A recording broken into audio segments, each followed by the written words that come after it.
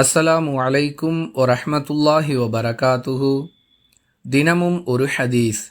தொழுகையில் ஈடுபடும் பொழுது தமது பார்வையை வானத்தை நோக்கி உயர்த்துபவர்களுக்கு என்ன நேர்ந்தது?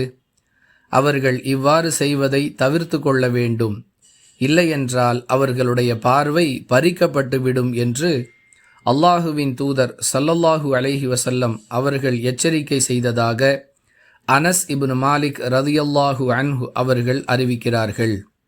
நூல் புகாரி, ஹதீஸ் எண் 750. அன்பிற்குரிய அல்லாஹுவின் நல்லடியார்களே, தொழுகையில் ஈடுபடுபவர்கள் தங்கள் பார்வையை மேல் நோக்கி செலுத்தக்கூடாது என்பது இந்த ஹதீஸில் இடம்பெற்றிருக்கக்கூடிய தடை.